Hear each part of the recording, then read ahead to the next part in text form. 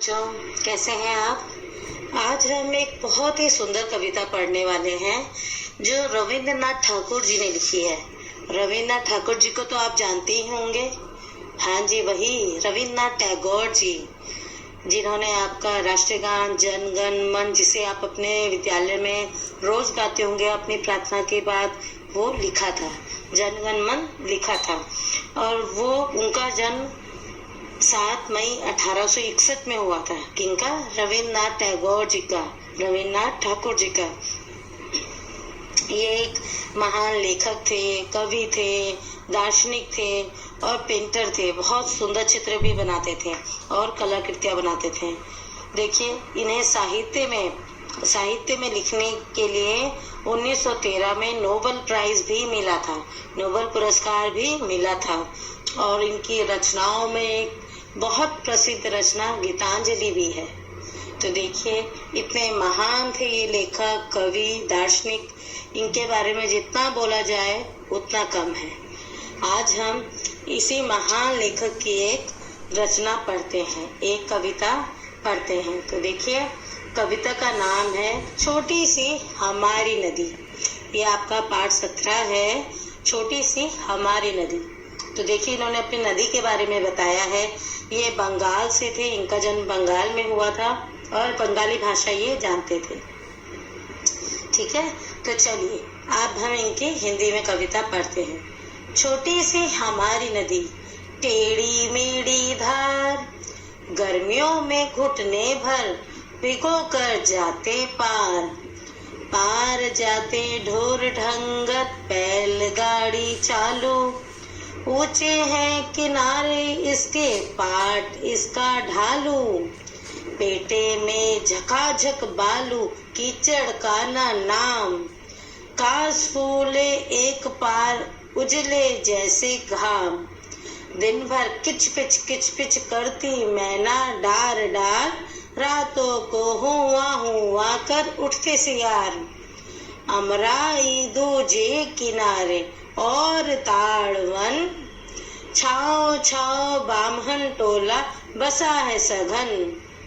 कच्चे बच्चे धार कछारों पर उछल नहाले, गमछो पानी भर भर अंग अंग पर ढाले।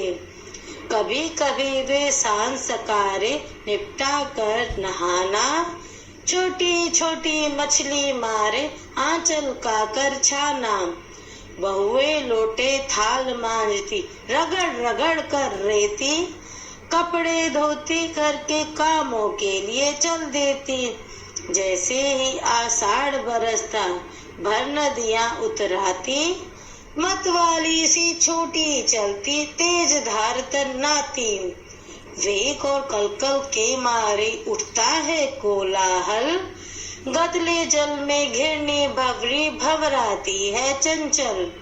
दोनों पारू के वन वन में मच जाता है रोला, वर्षा के उत्सव में सारा जग उठता है टोला।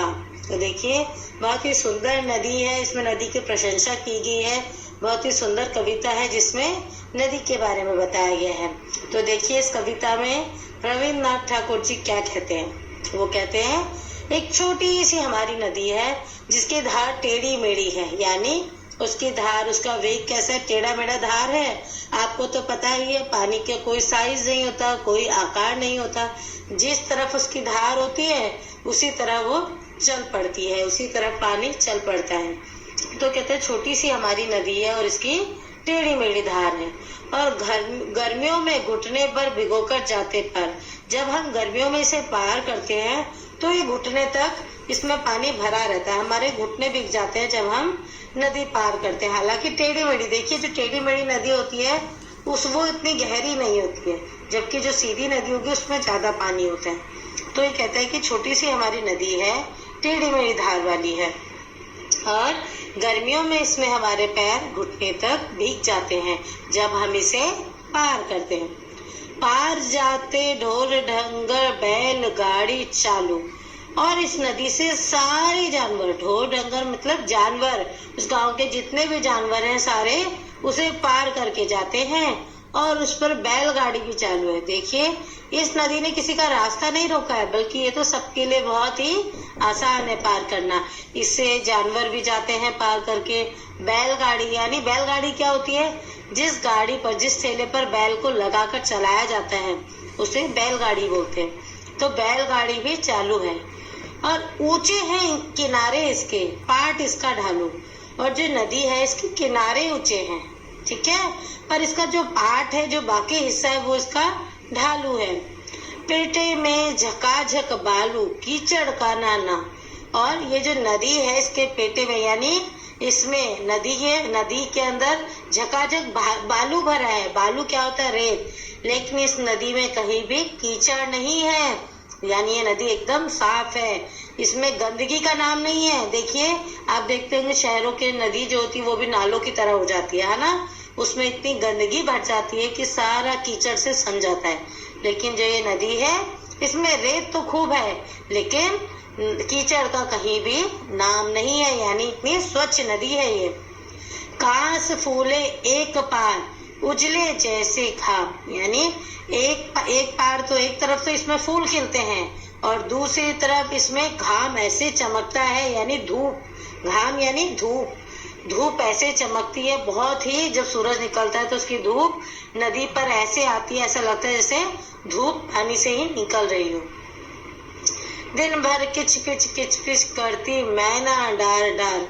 और दिन भर इस नदी में मैना और बाकी पक्षी भी किच पिच अपनी आवाज में चर्प करते रहते हैं, चर चर चिची चिची किच पिच करते रहते हैं, जो भी उनकी आवाज है, यानी वो चक्कर काटते रहते हैं। और रात को यहाँ पर बैठकर सियार हुआ हुआ करता है, यानी अपनी आवाज निकालता है।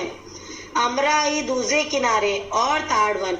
एक तरफ तो आम के बगीचे हैं, अमराई है, अमराई बोलते हैं आम के बगीचे को, और दूसरे किनारे क्या है? ताड़वन, ताड़ के वन है यहाँ पर।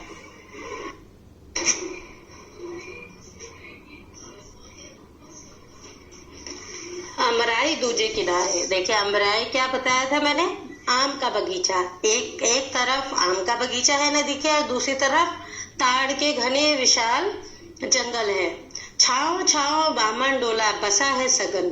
जो नदी की और पेड़ों की छाव में बामन टोला यानी ब्राह्मण जाति का लोग वहां पर रहते हैं। बसा है सगन यानी वहां पर बामन टोले यानी ब्राह्मण जाति की खूब आबादी बसी हुई है। कच्चे बच्चे धार कछारों पर उछल नहाले, गमछो पानी भर भर अंग पर ढाले। देखिए, वहां पर कच्चे बच्चे सब जो नदी की धार है वहां पर उछल के नहाते हैं। और गमछे में, गमछा यानी तौलिया, जो पतला सूती का तौलिया होता है उसे गमछा बोला जाता है, उसमें पानी भरते हैं, उसे गीला करते हैं पानी से, फिर उसे अपने शरीर पर डालते हैं, अपने अंग पर डाल के गमछे से पानी नहाते हैं। कभी कभी वे सांझ सकारे निपटा कर नहाना, कभी कभी वह शाम को अपना सारा काम निपटा कर भी नहाते हैं। और छोटी छोटी मछली मारे आंचल का कर छाना। और देखिए, छोटी छोटी मछली जब तैरती है, जब उछलती है, तो वो छटपट सबको गीला कर देती हैं। बहुए लोटे थाल मानती, रगड़ कर रेती। तो देखिए, नदी इतनी उपयोगी है कि लोग वहाँ नहाते भी हैं, कपड़े भी धोते हैं, और जो औरतें हैं वो अपने घर के लोटे, थाली, सारे बर्तन, जो बहुएं हैं, औरतें हैं वहाँ की, रगड़ कर रेत, जो नदी की रेत है, उससे रगड़ कर बर्तन भी धोती हैं और अपने बर्तनों को चमकाती हैं, और कपड़े भी धोती है, और घर के कामों के लिए नदी पर चल देती है। और जैसे ही आषाढ़ बरसता, देखिए आषाढ़ होता है बारिश का महीना, हिंदू कैलेंडर के हिसाब से आषाढ़ का महीना होता है बरसात का महीना। जब आषाढ़ का महीना आता है तो नदियां उफान पर होती है, यानी भर नदियां उतराती, यानी नदियां भर जाती हैं। मतवाली सी छूटी चलती तेर दाज धन्नाती और दन्नाती। देखिए, जो मतवाली, जो धीरे धीरे नदी चलती थी, जब आषाढ़ का महीना आता है वो भी खूब उफान में तैरती नजर आती है, तेज धार बन जाती है और कई चीजों को अपने साथ बहाकर, अपने वेग में बहाकर ले जाती है जब आषाढ़ का महीना आता है। वेग और कलकल के मारे उठता है कोलाहल, गंदले जल में घिरनी भंवरी भंवराती है चंचल। दोनों पारों के वन वन में मच जाता है रोला, वर्षा के उत्सव में सारा जग उठता है टोला। तो देखिए, जब आषाढ़ का महीना आता है तो नदी का स्तर बढ़ जाता है। क्यों? ज्यादा बारिश होगी तो नदी में सारा पानी इकट्ठा हो जाएगा, है ना, और उसका वेग बढ़ जाएगा। तो जब उसका वेग बढ़ जाता है तो उसकी आवाज, वेग, उसकी लहरें इतना कोलाहल मचाती हैं। कोलाहल मतलब खूब वेग, खूब शोर मचाती हैं। और गंदले जल में घिरनी भंवरी भंवराती है चंचल। और वहां पर नदी में जब इतना ज्यादा वेग हो जाता है तो वहां पर भंवर उठती है। भंवर क्या होता है? गोल गोल गोल गोल नदी में खूब उफान भरती है और भंवर बनती जाती है। दोनों पारों के वन वन में मच जाता है रोला, वर्षा के उत्सव में सारा जग उठता है टोला। तो देखिए, जब वर्षा आती है तो वर्षा के उत्सव में यानी वर्षा के त्योहार में, वर्षा के आने पर नदी के दोनों तरफ खूब रोला मच जाता है, खूब शोर मच जाता है। खूब नदी के उफान पर आने पर सब जगह हल्ला हो जाता है और खूब वेग आ जाता है। और सारा जग, सारी दुनिया, सारा नदी के आसपास का गांव पूरा वर्षा के उत्सव में झूम उठता है, पूरा टोला यानी सारे लोग। तो ये थी बहुत ही सुंदर कविता। नदी की विशेषता बताई, नदी के आसपास की विशेषता बताई, वहाँ का माहौल बताया। जब बिना आषाढ़ के भी मौसम बताया, आषाढ़ के आने के बाद भी बताया, वह कितने उपयोगी थी सबके लिए यह भी बताया। और लोग नदी से क्या क्या करते थे काम, वह भी आपको रविन्द्रनाथ ठाकुर जी ने बताया। तो ये रविन्द्रनाथ ठाकुर के बारे में आपको सबसे पहले आरंभ में बता चुकी हूँ। इनकी बहुत सुंदर रचनाएं हैं, गीतांजलि, आप उसे पढ़िएगा। अब हम आते हैं इसके अभ्यास कार्य पर। अब देखिए, ये थी नदी की बात। अब हम करते हैं तुम्हारी गांव की नदी की बात। ठीक है, पहला, तुम्हारी देखी हुई नदी भी ऐसी ही है या कुछ अलग है? जो आपके घर के आसपास नदी है, क्या वो भी इसी तरह है या कुछ अलग है? अपनी परिचित नदी के बारे में छोटी ही जगह पर लिखो, यानी यहाँ पर कुछ खाली जगह दी हुई है। अपनी कल्पना के आधार पर, अपनी गांव की नदी के आधार पर इसे पूरा कीजिए। ठीक है, फिर है दूसरा, कविता में दी गई इन बातों के आधार पर अपनी परिचित नदी के बारे में बताओ। धार, पाट, बालू, कीचड़, किनारे, बरसात में नदी, इन सब पर क्या क्या परिवर्तन है आपकी नदी में। ठीक है, तो आप ये लिखिएगा। फिर है तीसरा, तुम्हारी परिचित के नदी के किनारे क्या क्या होता है? देखिए, यहाँ तो एक साइड अमराई के वन थे, आम के बगीचे थे, और दूसरी तरफ ताड़ के वन थे। आपकी नदी के आसपास क्या है?